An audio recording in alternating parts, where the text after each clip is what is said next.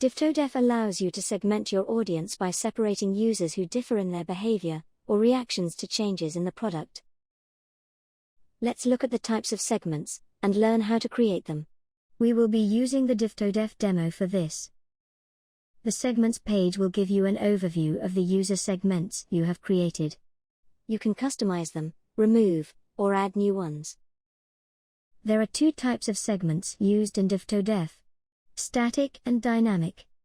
A static segment consists of a list of users who perform a certain number of events. An important property of a static segment is that it cannot be extended by new users in the future. A static segment can be created using reports containing data on the number of users. For example, the conversion funnel report. Create a user experience funnel, and then add a list of users to a static segment. The segment will start at the selected step. In our case, it can include users who have installed the app or made a purchase. You can also create a static segment using an SQL report if your query results in a list of user IDs.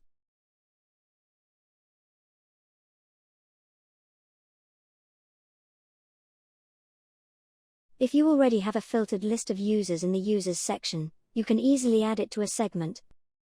And of course, you can upload a CSV file with a list of user IDs that match the required conditions. Now let's move on to dynamic segments. The list of users in a dynamic segment is updated each time new users perform a certain event, or have a property defined in the segment settings. You can even define the parameters that a user needs to exit a segment, and the parameters that a user needs to re-enter. To create a new dynamic segment, click the Add Dynamic Segment button in the upper right corner. Then you need to add a name, conditions, and parameters for entering and exiting the segment, and fill in the checkbox if you want to allow re-entry into the segment.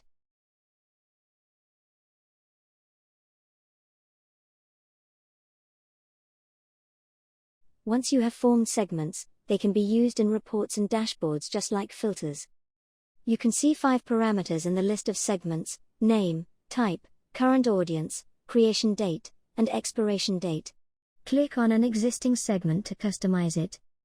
These types of segments also have a difference in working with historical data.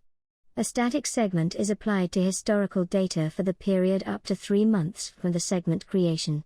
But you cannot use historical data to create dynamic segments, so we recommend doing it ahead of time. We hope our video helped you better understand the Devtodev segments. Feel free to ask questions in the comments, or email us.